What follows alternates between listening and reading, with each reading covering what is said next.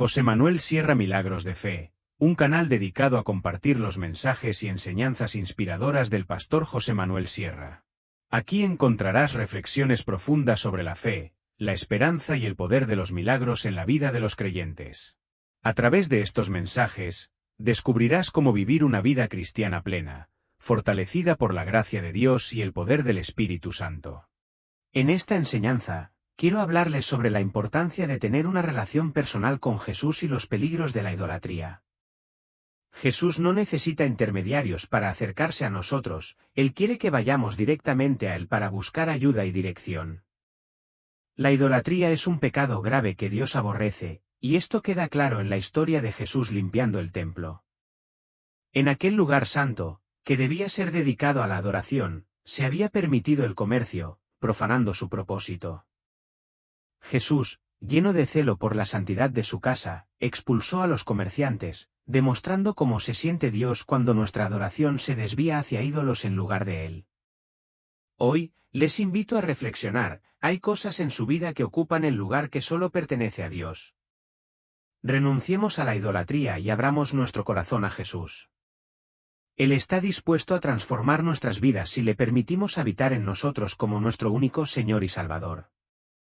Pastor José Manuel Sierra, su mensaje fue una verdadera bendición para mi vida. La manera en que nos llevó a reflexionar sobre la pureza de nuestra adoración y la importancia de una relación personal con Jesús me conmovió profundamente. Su enseñanza, llena de pasión y verdad, me ayudó a entender cómo evitar las distracciones y enfocar mi corazón en Dios. Gracias por su dedicación y por compartir un mensaje tan poderoso que transforma vidas. Que Dios le siga usando grandemente para su gloria. Preciosa, es poderosa, es viva, es eficaz, es como una espada que penetra, es como un pan que alimenta, es como una lámpara, una antorcha que ilumina la oscuridad, es un espejo en el que podemos vernos. Son tantos los ejemplos que la Escritura nos da, y por eso en esta tarde, Señor, queremos que cuando se predique y se exponga tu palabra, todos y cada uno de los que estamos aquí podamos escucharla con alegría, pero también con suma reverencia y temor, Señor, sabiendo que eres tú el que hablas a nuestras vidas a través de tu preciosa palabra. Gracias por este tiempo precioso que hemos tenido, donde hemos cantado, hemos expresado nuestra adoración a ti, y queremos en este momento que tú tomes el control y que todo cuanto se haga y se diga y se comparta hoy aquí sea dirigido por tu Espíritu Santo, Señor. Te damos gracias por todo, en el bendito nombre de Jesús. Amén y amén. Quiero llevarles nuevamente, por favor, al capítulo que se ha leído en esta tarde. La porción, si recuerdan, era Mateo, capítulo 21. Estamos en estos días recordando de una manera especial la última semana de la vida de Cristo. Es una lástima que una semana en la que se recuerdan cosas tan bonitas y tan importantes se haya plagado y se haya llenado de idolatría, porque nada más lejos de la realidad. Dios odia, Dios aborrece la idolatría. Dios no soporta que los hombres vayan detrás de imágenes, aunque tengan forma de hombres que recuerden a personajes de la Escritura o mujeres, ¿verdad? O incluso de Él. El Señor aborrece la idolatría y la prohíbe tajante y categóricamente en la Escritura. En todas las Biblias del mundo podemos encontrar los famosos 10 mandamientos, y no solamente en los 10 mandamientos, sino que cuando leemos la Escritura nos damos cuenta de que a Dios no le agrada que si quieres adorarlo a Él a través de otros dioses, a través de otras imágenes, intentes acercarte a Él. Si quieres servirle, no sé si es así o no, pero si quieres servirle, si quieres conocerle, vete directamente a Él. Él no necesita intermediarios. Él mismo dijo: venid a mí, los trabajados y cargados, que yo os haré descansar. No te desvía a un santo, no te desvía a una persona, sino que Él te dice directamente: ven a mí, ven a mí. Si estás trabajado, cargado, deprimido, desorientado, confundido, etcétera, etcétera, ven a mí directamente y tú y yo arreglamos lo que tengamos que arreglar. Es más, la Escritura dice que no hay mediadores, no hay otros medios, no hay otros intercesores entre Dios y los hombres más que Él. Él es el único que puede interceder delante de Dios Padre por nuestra vida.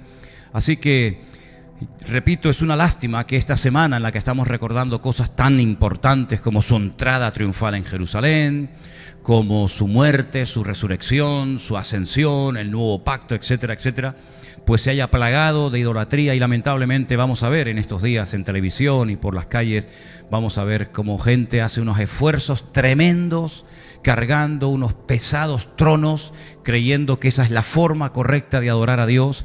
Y yo vengo hace muchos años diciéndolo, pero se ve que no llega el mensaje o no quieren hacer caso. Hermanos, esos tronos tan pesados, si les pusieran unas rueditas en las 4 esquinas, sería mucho más fácil moverlos. Sería mucho más cómodo. No sé cuánto pesa un trono de eso. No sé si hay alguien aquí que en algún momento participó de cargar esos pesados tronos que dice que tienes que llevarlo con tu cerviz. Pues oye, con unas rueditas, estas típicas que se le ponen a los andamios, los podrías sacar y mover. La rueda fue inventada hace muchos siglos. Es una lástima que algunos todavía no se hayan dado cuenta de que no hace falta cargar esos tronos. De hecho, no hay que cargar esos tronos ni con ruedas ni sin ruedas, porque el Señor no hay que cargarlo, es Él el que nos carga y el que nos lleva a nosotros. Gracias a Dios que hemos salido de esa oscuridad y de esa auténtica ignorancia, porque es tremendamente lamentable ver a miles, por no decir millones de personas, detrás de imágenes de talla, de oro, de piedra, de plata, de bronce o del material que sea, creyendo que están dándole culto al Dios eterno y al Dios vivo y verdadero, cuando la Biblia dice: al Señor tu Dios adorarás y a Él solo honrarás y servirás. Cuando la Biblia dice que no tenemos que hacernos imágenes de talla ni de lo que está arriba en el cielo, ni abajo en la tierra, ni aún debajo de la tierra. No podemos adorar ese tipo de imágenes y de esculturas. Yo sé que forma parte del folclore nacional, yo sé que forma parte de la tradición y de la cultura.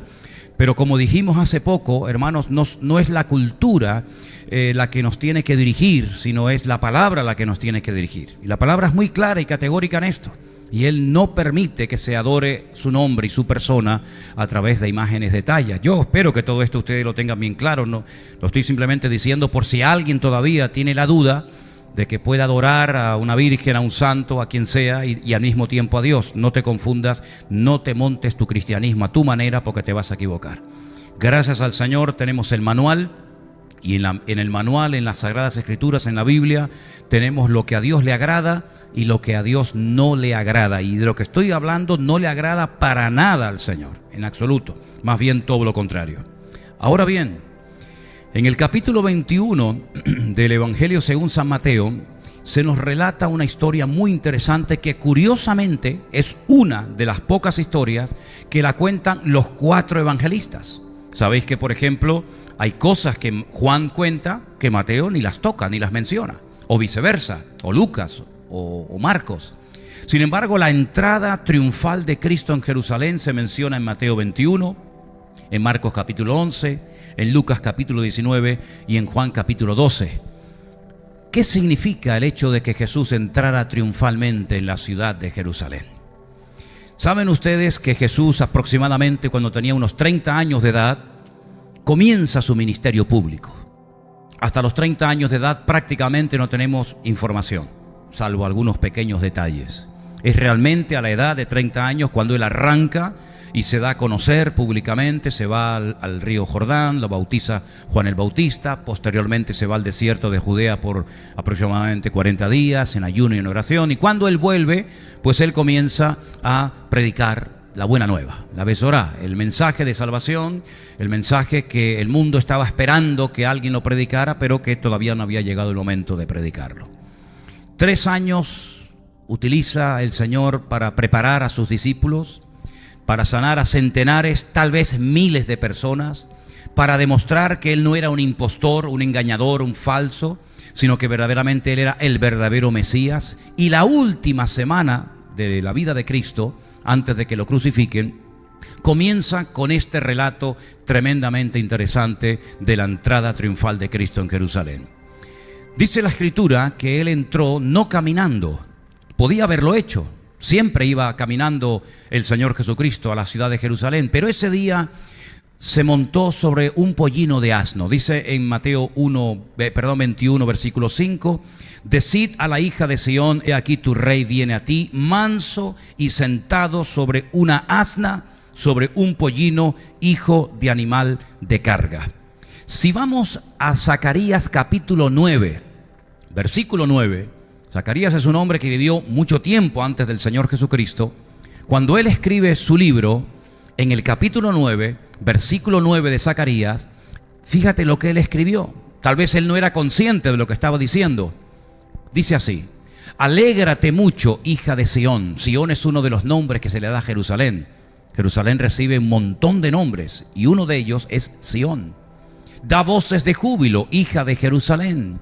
He aquí tu rey vendrá a ti, justo, salvador, humilde y cabalgando sobre un asno, sobre un pollino, hijo de asna. Así que no era casualidad que el Señor Jesucristo escogiera un animal tan humilde y sencillo como un borrico, un asno, para entrar triunfalmente en la ciudad de Jerusalén, sino que todo aquello estaba profetizado, todo aquello estaba ya escrito, todo aquello estaba ya bien organizado, para que se pudiera reconocer si verdaderamente él era o no el Mesías que el pueblo de Israel y el mundo en definitiva estaba esperando. Él entró triunfalmente en Jerusalén y toda la ciudad, que en aquel momento no era una ciudad de millones de habitantes, pero sí era una ciudad que en aquel momento había muchas visitas porque era la fiesta de la Pascua, la que se estaba celebrando. Pues él entra triunfalmente en Jerusalén y toda la ciudad, dice la Biblia, que comienza a decir: Hosana, bendito el que viene en nombre del Señor. Le dan un recibimiento, una bienvenida espectacular. Y probablemente muchos de los que participaron de esa cordial bienvenida, seguramente en lo más profundo de su corazón albergaban el deseo de la restauración de la monarquía.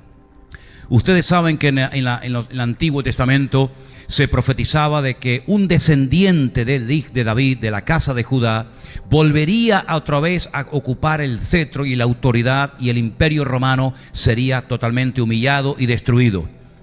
No es que le dieron la bienvenida simplemente porque lo aceptaban como Mesías y nada más, sino que en lo más profundo de su corazón, incluso en el corazón de los discípulos, ellos creían que los romanos en esa semana iban a ser destruidos, humillados y lanzados fuera, y por fin Israel volvería a ser y a recuperar aquella gloria perdida que tuvo en los tiempos del rey David y posteriormente del rey Salomón. Le dan la más cordial bienvenida, pero curioso que antes de que termine la semana le están pidiendo a Poncio Pilato que lo crucifique. Qué variables son las multitudes, ¿no? Qué variable a veces el corazón del ser humano. Hoy te levanta, mañana te tira, hoy te adora, mañana te apuñala. Eso lo vivió en carne propia el Señor Jesucristo. Él sabía perfectamente que toda aquella masa, aquella multitud de personas que estaban allí aclamándole y adorándole y tumbando o poniendo en el camino sus mantos y cogiendo ramas de palmera, dándole la bienvenida, él sabía perfectamente que esas mismas personas le iban a pedir a Poncio Pilato que lo crucificara. Lo sabía, pero él, a pesar de ello, entra en la ciudad y lo primero que hace, se dirige al templo de Jerusalén. Ahora, sé que la mayoría de ustedes lo saben, solamente lo recuerdo, que ese templo que visita el Señor Jesucristo, que no era la primera vez que lo visitaba, no es el templo que construyó el rey Salomón. El primer templo de Jerusalén, como bien saben ustedes, el objetivo era construirlo David. Pero el Señor no le permitió al rey David construir el templo, pero sí le permitió a su hijo hacerlo. Salomón construye un templo realmente espectacular, un templo que era una de las maravillas del mundo en aquel tiempo. Pero ese templo, tiempo más tarde, fue destruido por rebeldía, por desobediencia, en fin, por todos los motivos que ustedes conocen perfectamente. Los babilónicos vinieron de lejanas tierras, sitiaron la ciudad durante muchísimo tiempo y definitivamente le prendieron fuego al templo, lo destruyen, también la ciudad, también las murallas, y son llevados cautivos, muchos de ellos, a Babilonia por 70 años. Cuando vuelven del cautiverio, las tribus del sur, ¿saben cuáles son las tribus del sur? Benjamín y Judá. Pues dice la Biblia que reconstruyen otra vez el templo. Y este segundo templo es el que Herodes amplía y todos los judíos estaban tremendamente orgullosos de él. Este es el segundo templo construido en los tiempos de Esdras, en los tiempos de Zorobabel, en los tiempos de Nehemías, ¿verdad? Y este es el templo que visita en varias ocasiones el Señor Jesucristo. Este es el templo donde él fue con sus padres cuando era niño. Este era el centro religioso de la época. Todos los sacrificios y las fiestas anuales, las obligatorias, pues se celebraban en la ciudad de Jerusalén, en el templo de Jerusalén.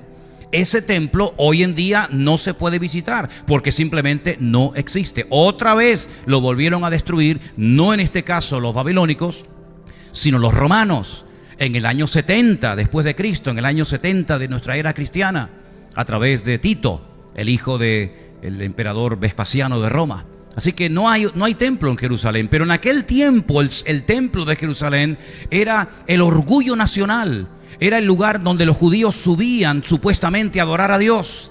Y el Señor, cuando entra triunfalmente en la ciudad de Jerusalén, lo primero que hace es ir al templo, a orar, a presentarle sus respetos al Señor, en fin, a lo que fuera. Dice en el versículo 12, y vamos a leer esta porción que no se ha leído esta tarde, en Mateo 21, 12, que Jesús entró en el templo de Dios y echó fuera a todos los que vendían y compraban en el templo, y volcó las mesas de los cambistas y las sillas de los que vendían palomas, y les dijo: escrito está, escuchen bien, escrito está, ahora veremos dónde: mi casa, casa de oración será llamada, mas vosotros la habéis hecho cueva de ladrones. Sin nada que ver. Esto tiene que ser una casa de oración, de comunión, de relación del hombre con Dios y de Dios con el hombre, pero nada más lejos de la realidad. Esto no es una casa de oración. Esto no es un lugar santo. Para ustedes tal vez lo sea, pero esta casa de oración, este templo de Dios, ustedes la habéis convertido en una cueva de ladrones. Sigo leyendo en el versículo 14. Y vinieron a él en el templo ciegos y cojos, y los sanó. Pero los principales sacerdotes y los escribas, viendo las maravillas que hacía, y a los muchachos aclamando en el templo y diciendo: Hosana al hijo de David, se indignaron. Y le dijeron: ¿oyes lo que estos dicen? Jesús le dijo: sí, sí. ¿Nunca leísteis de la boca de los niños y de los que maman perfeccionaste la alabanza? Y termino con el verso 17, que dice: y dejándolos, salió fuera de la ciudad a Betania y posó allí.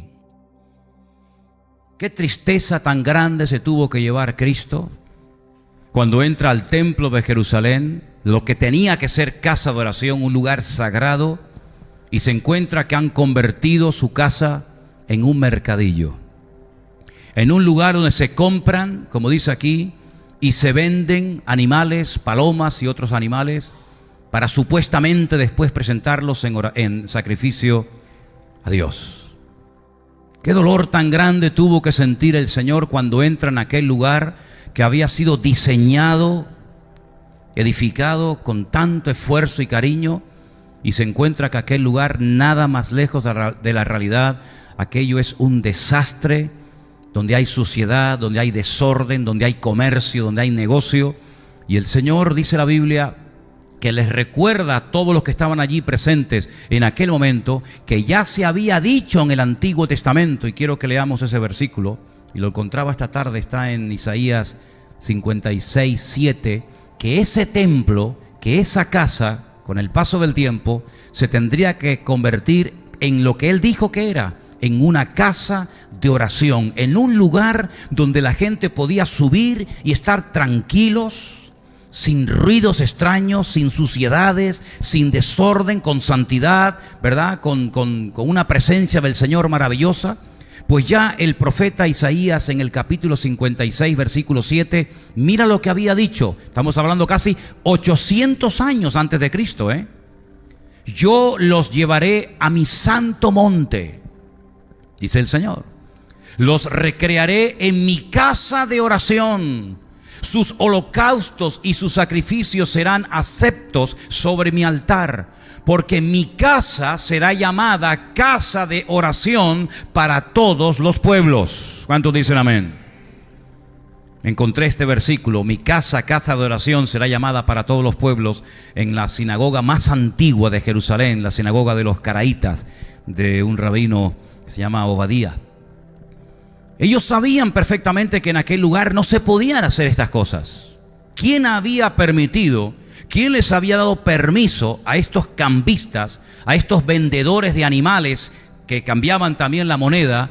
¿Quién les había autorizado meterse en ese edificio santo y sagrado a hacer ese negocio? Bueno, detrás de todo esto, si estudiamos la historia secular, sabemos que estaba nada más y nada menos que Anás y Caifás, los cuales eran el suegro y el yerno. Ellos habían permitido que esos puestos, ¿verdad?, esos chiringuitos, se montaran dentro del templo. Y cuando la gente venía para presentar su sacrificio correspondiente, si traía un animal, automáticamente le decían: ese animal no sirve.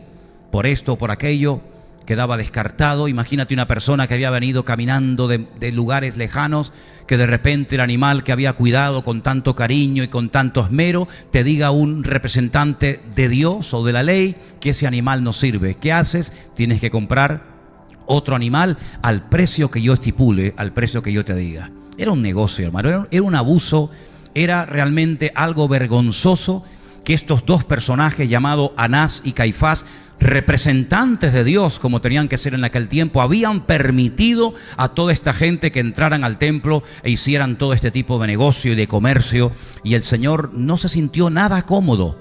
¿Cómo es que se sentían cómodos los sumos sacerdotes y el Señor no? ¿Cómo es que la gente subía y no se sentía mal por ver palomas y ovejas y cabras y bueyes por aquel lugar, por aquel recinto sagrado? Y el Señor Jesucristo, nada más entrar, lo primero que hace es volcar las mesas.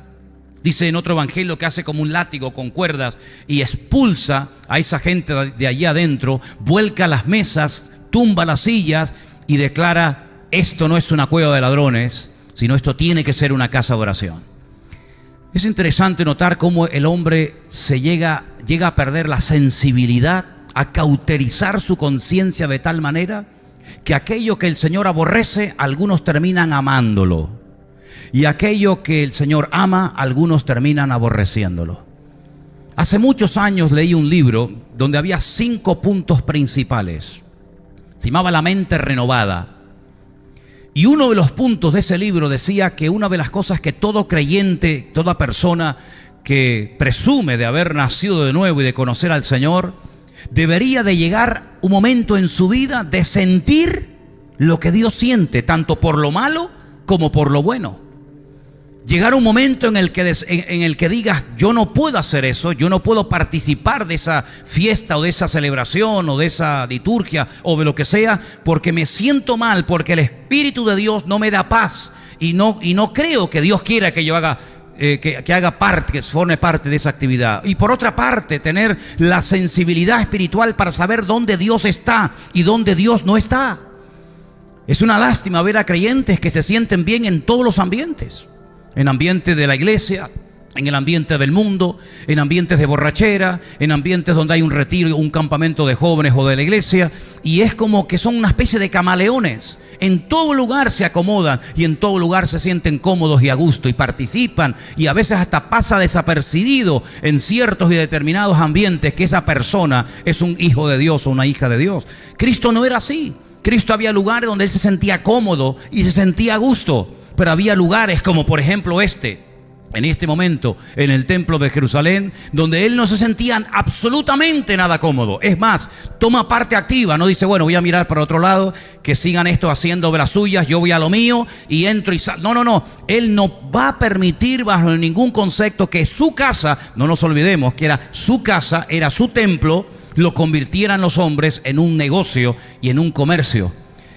¿Qué diría el Señor si apareciera por las calles de nuestro país en estos días y viera todo el negocio y todo el circo religioso que los hombres han montado, y muy bien, dicho sea de paso, en torno a su persona y en torno a su presencia? ¿Cómo se sentiría el Señor si ve a gente que va por las calles con cadenas y descalzos y con los cucuruchos esos que se ponen en la cabeza, los capirotes, y crucificándose y dándose con látigos en la espalda? ¿Qué diría el Señor? ¿Podría el Señor sentirse a gusto en la Semana Santa, ahora cuando saquen al Cristo de la Laguna, o cuando saquen al muñeco de Candelaria, o en la Semana Santa de Sevilla? ¿Cómo se sentiría el Señor en esta fiesta que algunos creen que son las más santas y las más maravillosas y más cristianas del año? Estoy seguro que el Señor también tomaría parte activa y por nada del mundo se sentiría nada cómodo viendo cómo los hombres otra vez, 2000 años después de Él, no terminan de aprender la historia y vuelven otra vez a negociar y a comerciar y a manipular las Escrituras. Y como me dijo una vez una persona, bueno, las imágenes no son tan malas como ustedes dicen, porque una imagen vale más que 1000 palabras. Hay que ser bruto e ignorante para llegar a esos extremos en la vida. Amén, hermanos. Ahora Jesús entró en ese templo y lo limpia. Te quiero hacer 2 preguntas. La Biblia dice que Él ha decidido ahora no vivir en templos, no vivir en catedrales ni en iglesias, sino en seres humanos. La Biblia dice que ahora somos el templo del Espíritu Santo de Dios, el cual mora, el cual vive en nosotros. ¿Estamos de acuerdo o no? Muy bien. ¿Vive realmente Cristo en tu corazón? ¿O eres simplemente una persona que va y viene a una iglesia evangélica, católica o del nombre que sea? ¿Realmente Cristo vive y mora en tu corazón? ¿Realmente Él es tu Dios y tu Señor? ¿O es un añadido más en la mochila de la vida que llevas a la espalda? ¿Es realmente el Señor de tu vida? Valga la redundancia. ¿Él ha entrado triunfalmente en tu vida? ¿Él es tu autoridad? ¿Él es el que manda en definitiva? ¿O sigues mangoneando y dirigiendo tu vida tú? ¿Es realmente Él el Señor de tu vida? ¿O es el que te ayuda cuando necesitas ayuda y después te ayuda y te olvidas y ahí te quedas? ¿Ha entrado triunfalmente, poderosamente, realmente el Señor Jesucristo en tu vida? ¿Sí o no? Porque una cosa es creer en Él, que hasta el diablo cree. Y otra cosa es tenerlo a Él dentro de nuestra vida permanentemente, sabiendo que Él vive en nosotros. ¿Cuántos dicen amén? ¿Me entienden o no? Ok. Si es así, si Él entra en el templo hace 2000 años y no se siente cómodo, como habéis visto, y no se sienta a gusto, y tiene que expulsar una serie de cosas que no tienen por qué estar allí, porque hay creyentes que dicen que tienen a Cristo en su corazón y no expulsan y echan de su vida actitudes, palabras, pecados y vicios, que si el Señor viniera personalmente y te mirara a los ojos, te diría: ¿por qué si me llamas Señor? ¿Y por qué si te llamas hijo o hija mía? ¿Por qué en tu vida todavía hay cosas que no me agradan? Porque el Señor no entró al templo y miró a otra parte, sino que el Señor entró al templo y lo limpia de adentro hacia afuera. Los seres humanos, incluso en algunas congregaciones, son expertos en intentar cambiar la apariencia de la gente, en medir la santidad de la gente y sobre todo de las mujeres por la largura del cabello o por la forma como visten. Y miden la santidad por cómo visten o cómo no visten, o cómo caminan o cómo no caminan. Y podemos cambiar. De hecho, hay gente que cambian por fuera, porque por fuera es mucho más fácil que cambiar por dentro. Pero el Señor no solamente viene, en algunos casos por supuesto que sí, a cambiar nuestra apariencia exterior, sino que viene a cambiar nuestro corazón podrido y destruido por el poder del pecado. El Señor viene a echar fuera lo que Él no permite que esté dentro. Vuelvo a hacer la pregunta: ¿cómo es posible que hay personas que se llamen cristianos y vivan en pecado? ¿Y cómo es posible que nos llamemos cristianos y digamos que Él está dentro de nuestro corazón y no nos sintamos mal por algunas cosas que hacemos, tocamos, vemos o sentimos? Ahí hay una dicotomía, ahí hay algo que no encaja, ahí hay algo que no funciona. Porque el Señor, cuando entra al templo, lo primero que hace es lo limpia. Y creo que lo primero que quiere hacer el Señor en cada uno de nosotros es limpiarnos de adentro hacia afuera. Y no decir: bueno, ahora voy al culto, pero sigo siendo un borracho, o sigo siendo un mujeriego, o sigo siendo un homosexual, o sigo siendo un ladrón, o sigo siendo... No sé, ponle el adjetivo que quiera. Yo sé que hay en algunas iglesias que se pueden hablar de ciertos y determinados pecados, pero ya parece que otros no se pueden tocar. Mira, aquí tocamos todos los palos habidos y por haber, como en el flamenco, ¿sabes? Y llamamos al pecado como Dios lo llama, pecado y punto. Y no hay ni pecado venial, ni mortal, ni blanco, ni negro, ni bueno, ni malo, sino que lo que es pecado y punto. Te guste a ti o no, porque no predico para agradar tus oídos. No predico para caerle bien a ustedes. A estas alturas de mi vida y con la edad que tengo, créame que me da exactamente igual lo que la gente diga, si le gusta o no le gusta el mensaje. La Biblia nos enseña en su palabra que cuando el Señor entró en el templo lo limpió. ¿Y cómo es posible que hay personas que no se dejen limpiar y tratar por el Señor cuando llevan años y años viniendo a la iglesia, escuchando cientos de mensajes y de predicaciones y de exposiciones de la palabra de Dios? A lo mejor no es que esté dentro. A lo mejor tú crees que lo tienes en tu vida, pero hace mucho tiempo que se mandó a mudar y no sabes ni dónde lo has perdido. Porque la Biblia nos cuenta que hasta sus propios padres llegó un momento en su vida en el que perdieron a su hijo y no se habían dado cuenta. Y cuando María le pregunta a su marido José, ¿dónde está el niño? José dice, no sé, pensé que estaba contigo. Y la madre le responde, probablemente, pues yo también pensé que estaba contigo. Al final ni con el padre ni con la madre lo hemos perdido. Y tienen que dar marcha atrás en una de estas fiestas que se celebraba en Jerusalén en el templo y reconocer que lo han perdido. Se han despistado, se han distraído. Uno creía que lo tenía el otro lo tenía uno, y la realidad es que el niño se quedó en Jerusalén. Cuando llegan, ¿dónde lo encuentran? En el templo. Hablando allí con los sabios de la época, haciéndole preguntas difíciles y respondiendo cosas que les dejaba con la boca abierta. Y hay personas que a lo mejor han perdido la presencia del Señor y no se han dado cuenta. Pero es que no creas que es el primer caso, es que ya también en la antigüedad hubieron personas que jugaron y coquetearon tanto con el pecado que se acostumbraron a jugar de una manera u otra, y dice la Biblia que no se había dado cuenta que el Espíritu del Señor se apartó de él y pensaba que aún podía hacer lo que le daba la gana y el Señor está con él. Y le pasó a Sansón y le pasó a Saúl. Claro, algunos dirán, bueno, pero eso era el Antiguo Testamento. Pues venga, vámonos al Nuevo. A algunos que les gusta mucho el Nuevo o el Antiguo cuando les conviene. Y la iglesia de la Odisea de hermanos nuestros en la fe, la iglesia de Vida Nueva en la Odisea, ¿la conocen? No, yo tampoco. La iglesia de la Odisea, capítulo 3 de Apocalipsis, no eran cristianos, no eran nacidos de nuevo, no eran bautizados en agua, no creían en el Padre, Hijo, el Espíritu Santo, igual que nosotros. Pero en vez de en Santa Cruz de Tenerife, se reunían en un lugar llamado La Odisea, en Turquía. He aquí yo estoy a la puerta y llamo. Si alguno oye mi voz y abre la puerta, entraré a él y cenaré con él y él conmigo. Habían perdido la gloria, la presencia del Señor, y no se habían percatado, no se habían dado cuenta de ello. ¿A quién le cantaban entonces? ¿A quién le estaban celebrando el culto? Si el Señor estaba fuera en la puerta de una forma metafórica, ¿verdad? Tocando y llamando, ¿a quién le cantaba esa gente? Y encima dice, si alguno oye mi voz. Yo creo que ya algunos ni oían la voz de Dios. Estaban tan sordos, estaban tan cauterizadas sus conciencias, estaba tan petrificada el alma de algunos allá adentro, que ni siquiera se habían dado cuenta de que ya el Señor no estaba en el culto. Pero el Señor llama y dice, si alguno todavía tiene interés. ¿Te das cuenta cómo podemos decir que somos cristianos y haber perdido el escudo por el camino, o la espada, o el yelmo, o la coraza? ¿Te das cuenta cómo si no cuidamos nuestra salvación con temor y con temblor? Puede ser que seas como una vela humeante donde un día ardió el fuego, pero que ya no arde nada.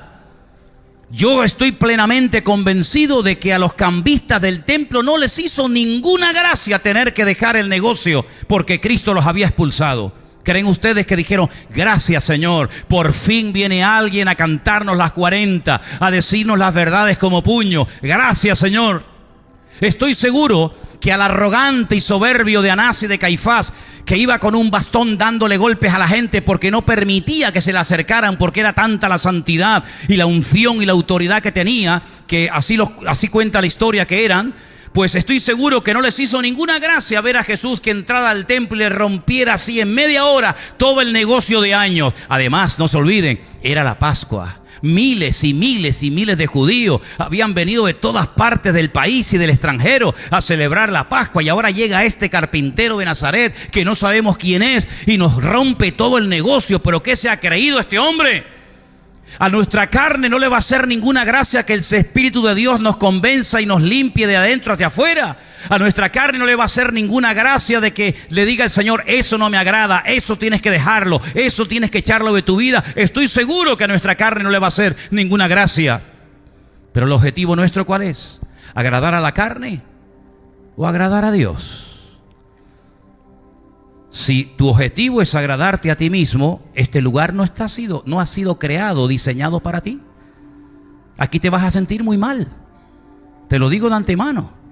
Si tú lo que quieres es pecar el viernes y el sábado y venir el domingo con cara de niño bueno, aquí te vas a sentir muy mal. Porque puede ser que a lo mejor un mensaje sea de información, histórico y tal, y aprendas muchas cosas, pero tarde o temprano te vas a sentir muy mal.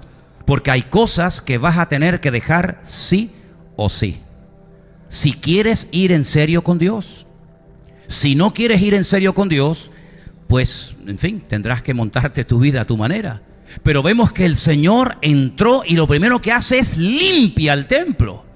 Ahora, los que habéis estado allí conmigo en Israel en varias ocasiones, sabéis perfectamente que muy cerca del templo, casi pegado, podríamos decir, había y existe todavía un estanque enorme que se puede visitar, que es el famoso estanque de Betesda, donde dice en Juan capítulo 5 que había multitud de enfermos. No le dije a Dayana que buscar ese capítulo, pero permítame leerle los primeros versículos del capítulo 5 del Evangelio según San Juan, versículo 1. Después de estas cosas había una fiesta de los judíos y Jesús subió a Jerusalén. Y hay en Jerusalén, cerca de la puerta de las ovejas, un estanque llamado en hebreo Betesda, que significa casa de misericordia. Ahí está. El cual tiene 5 pórticos. Seguimos. En esos pórticos yacía una multitud de enfermos, y ahora menciona ciegos, cojos y paralíticos. Es curioso, yacían, estaban tirados allí, ciegos, cojos y paralíticos, que esperaban el movimiento del agua. Dejamos ahí. Muy cerca del templo de Jerusalén estaba, y todavía se puede visitar, el famoso estanque de Betesda. Un estanque que recogía el agua de lluvia y que también servía para limpiar, pues, el templo cuando se derramaba tanta sangre por los animales que se sacrificaban. En ese lugar se había corrida la noticia o la leyenda de que un ángel descendía de tiempo en tiempo, movía el agua, y el primero que se metía en el agua quedaba sano. Y por eso dice que había allí una multitud de cojos, de paralíticos, de ciegos, en definitiva, de enfermos. Cuando Jesús llega al templo, en ese templo que lo han convertido los hombres en una cueva de ladrones, según hemos leído en esta tarde, cuando Él lo limpia y constituye nuevamente su casa como casa de oración, en el versículo 14 dice: y vinieron a Él en el templo ciegos y cojos y los sanó. ¿Cuántos dicen amén? Vinieron a Él al templo, ahora van, antes no van. Antes, ¿dónde estaban? En el estanque de Betesda, Juan capítulo 5. Ahora que Jesús ha entrado dentro de la casa, la ha puesto en orden y la ha limpiado, ahora los cojos y los paralíticos que están allí en el estanque de Betesda, ahora se van al templo, y dice que no solamente van al templo, sino que además reciben sanidad, liberación, y sus vidas cambian radicalmente. Yo quiero pararme aquí porque hay personas que tú los ves un año, y los ves otro año, y los ves mucho tiempo, y cuando no es la espalda es la rodilla, cuando no es el hijo es el padre, cuando no es la madre es el matrimonio, cuando no es la economía, cuando no es el trabajo, pero es como que siempre hay algo que te impide ser feliz y ser totalmente libre. Y yo creo, hermanos, que aunque la vida cristiana es una carrera de maratón más que de velocidad, y pueden haber luchas y pruebas y dificultades, la Biblia nos habla de victorias, la Biblia nos habla de gozo, la Biblia nos habla de vida y de vida en abundancia. La vida nos habla de bendición, de libertad, de victoria, de júbilo. No es una pena tras otra pena, una tragedia, un dolor y un fracaso. No, hermanos. El Señor nos ha prometido victorias para nuestros problemas personales y particulares. ¿Sí o no? El Señor nos ha prometido restauración de nuestras vidas. Y no es que la vida cristiana sea un camino de rosas donde no hay problemas, ni luchas, ni dificultades, pero podemos ver en su palabra que su voluntad es llevarnos de victoria en victoria, y de gloria en gloria, y de bendición en bendición. Esa es la voluntad del Señor en la palabra. ¿Por qué no iba esta gente antes al templo si lo tenían ahí a un tiro de piedra? Es que los que habéis estado allí conmigo sabéis de lo que estoy hablando. El estanque de Betesda, hermano, está a un tiro de piedra de lo que era el antiguo templo de Jerusalén. Además había distintas puertas de acceso. No tenías que rodear toda la ciudad, todo el perímetro de la muralla, que son más o menos como 4 kilómetros, 800 metros, sino que había una entrada directamente del estanque de Betesda al templo. ¿Por qué no iba la gente allí? ¿Por qué preferían estar botados como perros esperando en aguas putrefactas en el estanque de Betesda a que viniera un ángel y moviera el agua en vez de irse al templo? ¿Por qué? Porque en el templo no había vida. En el templo había rutina.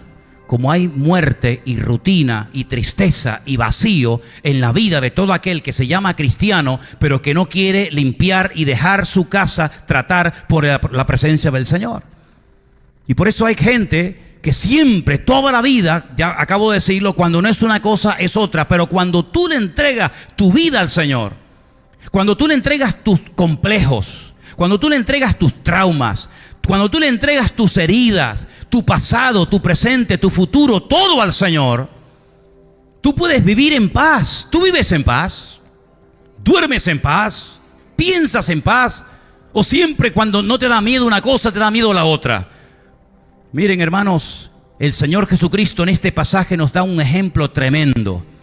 Él limpia un templo en lo natural, pero en lo espiritual es lo mismo. Él quiere entrar en tu vida, Él quiere entrar en tu corazón, Él quiere entrar en ti. ¿Para qué? Para limpiarte, para echar fuera de tu vida lo que no puedes echar por ti mismo, para darte el poder y la autoridad de decir: no me drogo más, no me emborracho más, no tengo por qué ser una víctima de esta atadura, ¿verdad? O de algo que mis padres o mi familia practicó, sino que tú puedes ser verdaderamente libre. Porque Cristo vino a traer libertad a los cautivos y vista a los ciegos y libertad a todos los oprimidos. Ese es el Evangelio.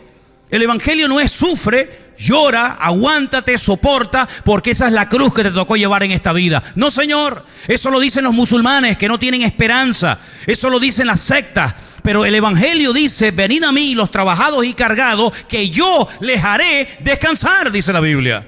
Eso dice la palabra. Cuando los ciegos venían a Cristo, se iban viendo. Cuando los mudos venían en su condición, se iban hablando. En otras palabras, el Señor tiene el poder hoy exactamente igual que hace 2000 años. Hay iglesias evangélicas, lo sé. De esto sé un poquito, Hay iglesias evangélicas que dicen que ya los milagros hoy en día no existen. Pero es que a mí me da exactamente igual lo que digan los demás. A mí nadie me puede decir que Cristo no sana porque Dios me sanó a mí. A mí nadie me puede decir que Cristo no liberta porque Cristo me libertó a mí. Y nadie me puede decir a mí que el poder de Dios ha menguado porque el poder de Dios no ha menguado. El poder de Dios es el mismo porque Él es el mismo ayer, hoy y por los siglos. Por lo tanto, si tú ya has entrado por esa puerta en la condición que hayas traído, tú puedes salir por esas puertas en victoria. Y puedes salir con la bendición de Dios. Y se puede dormir en paz, a pesar de que a lo mejor no tengas un buen trabajo, a pesar de que todavía no se te ha abierto la puerta que esperaba que se te abriera. Me da igual. El gozo, la paz, la bendición, la libertad del creyente no es circunstancial, no depende del ambiente, depende de tu comunión y de tu relación con Dios. ¿Cuántos dicen amén? Si tú no tienes relación con Dios, tú no puedes tener el gozo del creyente. Porque el gozo del creyente no viene porque se pega. Mira, hermano, lo que se pega es la enfermedad. La salud no se pega. Tú estás sano, tú no tienes ninguna enfermedad y te pegas a un enfermo y no le transmites tu sanidad. Eso no es así. Si fuera así, los que están sanos se van al hospital, rozan, tocan un poquito al enfermo y el enfermo se cura. Lo que se pega muchas veces es la enfermedad. Hay contagios, ¿verdad? Hay virus, hay enfermedades que se transmiten. Pero hermano, lo que tienes que hacer es acercarte al Señor, vivir cerca del Señor, conocerlo, amarlo, respetarlo, adorarlo y honrarlo. Y vas a ver cómo tu vida va a ser una vida como Dios quiere que sea. ¿Cuántos dicen amén? Qué tristeza cuando veo jóvenes tristes que parecen viejos. Qué tristeza cuando hay gente que tiene las Sagradas Escrituras en su casa y viven como atormentados, como amargados, o les falta algo, o lo que tenían era mejor. Y están en terreno de nadie. Siempre, bueno, algún día tendré lo que me hace falta, o lo tuve y lo perdí. Querido, ni puedes mirar siempre al futuro, ni puedes vivir pensando en el pasado. Es hoy el tiempo aceptable. Hoy es el día de salvación, dice la palabra. ¿Cuántos dicen amén? ¿Dicen amén o no? Ah, vale. Los paralíticos, los ciegos suben al templo, se sanan así, solos. Y entonces dice la Biblia que vienen los de siempre, los aguafiestas, los religiosos que ni viven ni dejan vivir, los que no se gozan, pero tampoco dejan gozar a los demás. Dile que se callen, dile que guarden el protocolo. Ya lo han guardado mucho tiempo. Ya han vivido una vida religiosa demasiado tiempo. Ha llegado un tiempo nuevo, un refrigerio. Y les comienza a mencionar las Escrituras. Jesús les dice: nunca leísteis, me da la impresión de que no, de la boca de los niños y de los que maman perfeccionaste la alabanza. ¿Has visto a un niño pequeño dormir? ¿Habrá algo que transmita más paz y más dulzura que un niño dormir? Permítame, hasta se mea de gusto el niño. ¿Sí o no? Es una cosa impresionante. El niño no duerme diciendo: a ver, las 28 de abril, ¿quién va a ganar, la izquierda, la derecha? Tendrá que pactar el PP y mañana entonces si Trump invade Corea del Norte, ay, no puedo dormir. El niño se duerme y duerme a pierna suelta. No le preocupa nada, porque sabe que cuando llora, ahí le enchufan la bendición, ¿no? El niño no tiene ningún tipo de preocupación alguna, porque Jesús dijo: si no os hacéis como niños, no podéis entrar en el reino de los cielos. Siempre pensando, siempre qué pasará y qué no pasará, y si tengo, y si me llama mañana. Y miren, hermanos, el Señor Jesucristo está vivo. ¿Cuántos dicen amén? El próximo domingo vamos a celebrar la resurrección de Cristo. ¿Saben lo que significa que Cristo esté vivo? ¿Saben lo que significa eso? Que no hemos perdido el tiempo y que nuestra fe no es una fe ciega ni es una fe absurda, sino que estamos en el verdadero, en Jesucristo. Imagínense por un instante que Cristo en esta semana lo llevan a la cruz, lo crucifican, lo matan, lo destruyen, lo meten en el sepulcro y ahí se queda. Los que hemos ido a Jerusalén, los que hemos ido a Israel unas cuantas veces, iríamos a ver una tumba, pero una tumba donde estuvo o donde todavía permanecen los restos, entre comillas, de uno que fue muy bueno, que hizo muchos milagros, pero que ahí se quedó. Lo he dicho muchas veces. Una vez visitando el jardín de la tumba, una hermana me dice: hermano, ¿y qué venimos a ver aquí? Y le dije: aquí, nada, una tumba vacía. No nos hemos equivocado de tumba. No es que no estuvo ocupada, sino que sí estuvo ocupada. Pero mi Señor Jesucristo resucitó al tercer día. Y yo creo que Jesucristo murió conforme a las Escrituras. Y creo que el Señor Jesucristo resucitó al tercer día. Si no lo creyera, ustedes tendrían que buscarse otra iglesia u otro pastor, porque yo no hago propaganda de muertos. Yo no tendría ninguna autoridad para decirles que Él te puede sanar, que Él te puede cambiar la vida, que tu matrimonio tiene esperanza y remedio, que tus hijos pueden ser transformados. No tendría ninguna autoridad moral y mucho menos espiritual para ofrecerte promesas que no se van a cumplir. Porque dice la Biblia que los muertos, escúchalo bien, los muertos no tienen poder para hacerte daño, ni tienen poder para hacerte bien. Y por eso cuando aquella mujer fue temprano a la mañana y vio la tumba aparentemente profanada, donde no estaba el Señor, ella lloraba. Pero un ángel le dijo: María, no llores, no busques entre los muertos al que vive, porque ha resucitado. Miles, millones de personas siguen buscando la respuesta en los muertos. Y van para que les tiren las cartas y para que le lean las manos y para que le hagan no sé qué vaina, para que el abuelito, la abuelita, el tío y el sobrino y sabe Dios quién le resuelva la vida. Pero el Señor nos dice: no me busques entre los muertos, porque te vas a equivocar, vas a perder el tiempo. El Señor no está muerto, Él ha resucitado de la tumba. Y aquí que vivo por los siglos de los siglos, amén. Y por eso al que le hemos cantado estas alabanzas en esta tarde no es a un muerto, sino es al Señor Dios Todopoderoso que está aquí con nosotros, y no solamente aquí, sino dentro de los corazones y de las vidas que le han invitado a que entre a morar en sus corazones. Hace unos cuantos siglos atrás, 3 barcos de vela salieron del sur de España rumbo a lo desconocido. Llegaron a un lugar donde lógicamente había población, se establecieron allí, y no solamente llegaron, sino que intentaron transmitir un mensaje, entre comillas, cristiano. Siglos más tarde, aquellos colonizadores o conquistadores fueron expulsados, se tuvieron que volver de donde habían salido, pero dejaron allí unas cuantas cosas. Pero una de las peores cosas que dejaron fue la religiosidad muerta y vacía, que no había funcionado en España ni en Europa. Y mientras Europa avanzaba, porque en otros países como Suiza, como Alemania, etcétera, etcétera, había personas que habían descubierto el poder de Dios a través de las Escrituras, los españoles se quedaron con la religión que la transmitieron y la transportaron allí. Y es una tragedia ver hoy en día que en esas naciones la gente sigue adorando cosas que aquí no funcionaban, pero que allí las han adoptado como si fueran las mejores del mundo. Pero gracias al Señor que en medio de tanta ignorancia y en medio de tantas tinieblas, un día alguien nos vino a anunciar no un evangelio diferente, sino el evangelio verdadero que no se nos había transmitido.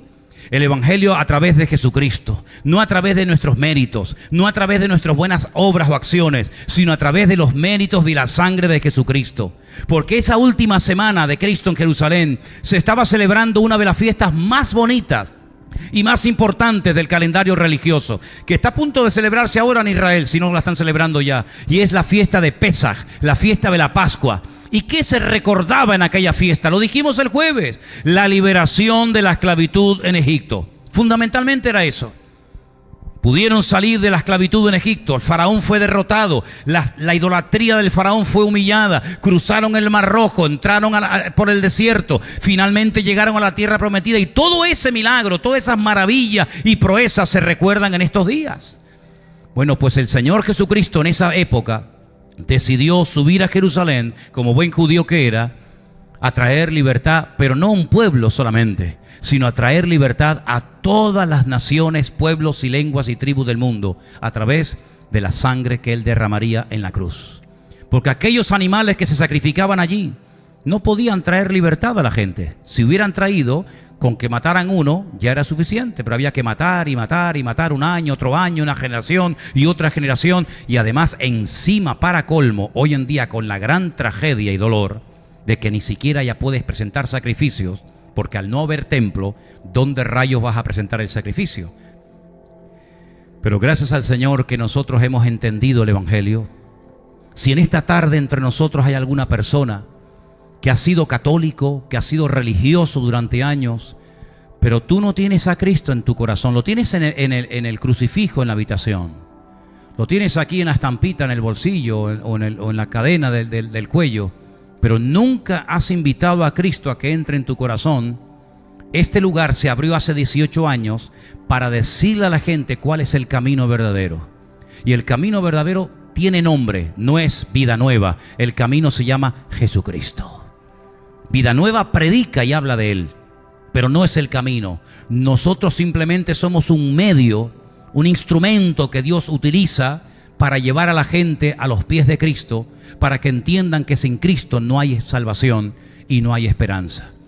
Pondrás la televisión en estos días, o por tu barrio o por tu calle, verás pasar a miles de personas con esos tronos.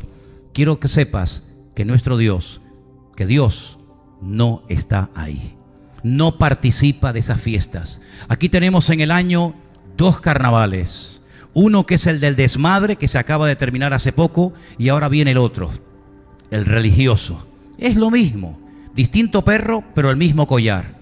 Allí se vestían de mujeres, aquí se visten de nazarenos. Allí se vestían de travestis o de drag queen o sabe Dios de qué. Aquí se visten con otro uniforme, pero es exactamente lo mismo. Pero lo que Dios quiere en esta tarde es cambiar tu vida, entrar en tu corazón, que seas totalmente libre, ni evangélico, ni católico, ni vaina, sino que seas verdaderamente hijo de Dios, lavado y comprado por la sangre de Jesucristo. Y eso hoy aquí lo puedes obtener y lo puedes conseguir si le rindes tu vida al Señor. ¿Cuántos dicen amén? Cierra tus ojos, por favor, ahí donde estás. Recuerda esto, mientras estamos orando. Recuerda esto. Mira, hace 2000 años Jesús vino a este mundo. Como has oído, entró en la ciudad de Jerusalén triunfalmente, montado en un pollino de asno, cumpliendo las sagradas escrituras. Esa semana lo crucifican, muere, resucita al tercer día. Todo eso a la mayoría de ustedes no les suena a chino porque lo has oído toda la vida. Es parte de la historia. Pero yo quisiera que en esta tarde pases de la historia, de simplemente del relato histórico, a tu experiencia personal. Si tú en esta tarde conoces única y exclusivamente al Cristo de la historia, pues oye, me parece bien, pero el simple conocimiento no te va a cambiar. Lo que sería muy bueno que en esta tarde todos y cada uno de los que estamos aquí pasáramos de la historia a la realidad y le dijéramos al Señor: Señor, yo entiendo el motivo por el cual tú viniste a este mundo. Y yo entiendo que en aquella cruz tú moriste por mis pecados. Y yo quiero conocerte, quiero pedirte que entres en mi corazón, en mi vida, que me perdones y que me dé fuerzas para seguirte todos los días de mi vida. Nadie lo puede hacer por ti. Ni papá, ni mamá, ni tu mejor amigo, ni tu mejor amiga. Es algo personal e individual. Puedes tener un padre con una fe tremenda, o tú puedes tener una fe tremenda y tu madre o tu padre no. Da igual. La salvación no se transmite de padres a hijos, no se hereda, se experimenta a nivel personal. En algún momento de tu vida tendrás que encontrarte con Él cara a cara. Y recuerda que cuando Jesús entró triunfalmente en Jerusalén y limpió el templo, al final mucha gente dijo: ¿quién es este? ¿Quién es este hombre? Algunos decían: es el profeta, es de Nazaret.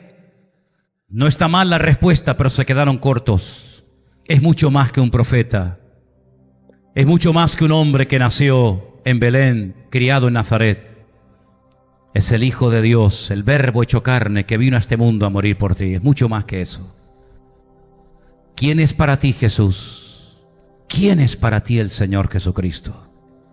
¿Un personaje histórico como Buda, Mahoma, Krishna? ¿O es para ti verdaderamente el Hijo de Dios? El Verbo humanado y encarnado en Él, para que puedas acercarte a Dios y tener comunión con tu Padre y hacer de tu cuerpo y de tu corazón casa de oración, templo de Dios, todos los días de tu vida.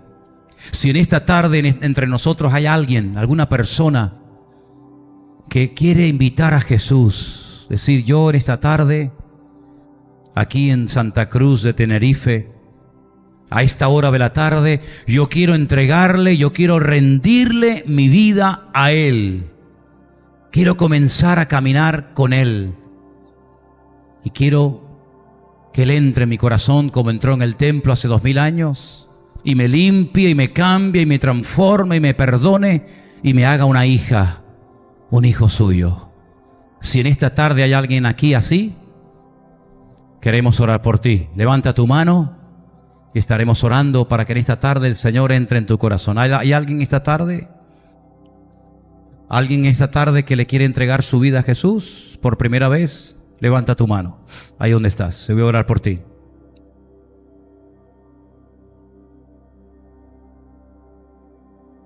¿Hay alguien que en esta tarde le quiera entregar su vida a Jesús por primera vez? Levanta tu mano. Queremos orar por ti en este momento, aquí en esta plataforma.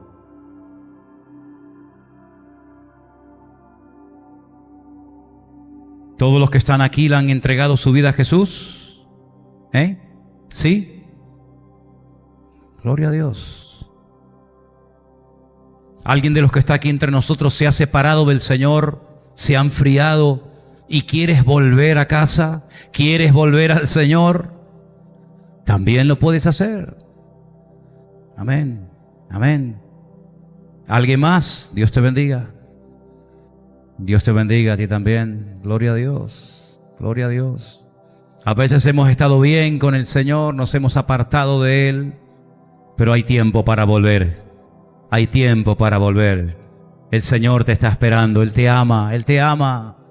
Él te quiere perdonar otra vez, te quiere restaurar y levantar. Aleluya. Así es, qué bueno. Gloria a Dios, gloria a Dios. En esta tarde hay varias personas que han levantado su mano por distintos motivos. Dios los conoce.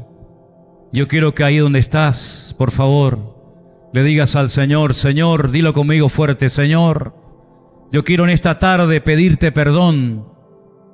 Y quiero pedirte, Señor, que me vuelvas a limpiar, que me vuelvas a acoger en tu casa, Señor. Que me dé fuerzas para seguirte todos los días de mi vida, dígaselo. Para seguirte siempre, cada día de mi vida, Señor. Quiero en esta tarde que limpies mi corazón, que limpies mi vida como limpiaste el templo. Límpiame a mí, Señor. Sabes todo lo que me ha atrapado, sabes todo lo que me ha ensuciado. Yo quiero en esta tarde, Señor, venir a ti humillado y decirte, he pecado, me he separado, me he enfriado, me he alejado de tus caminos, pero hoy quiero volver a ti, dígaselo. Hoy yo quiero volver a ti.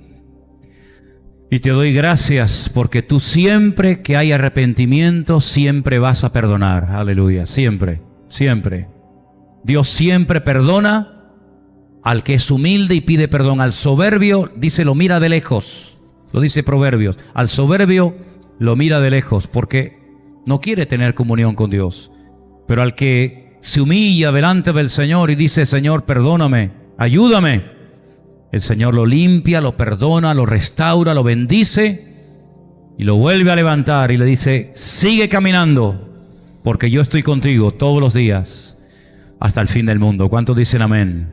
Aleluya. Gloria a ti, Jesús. Quiero que ores por la persona que está a tu lado, por favor. Ora por la persona que está a tu lado, no te quedes suelto. Ora por ella, ora por él. Dile, Señor, yo quiero en esta tarde orar por mi hermano, por mi amigo, por mi padre, por mi hija, por mi familia.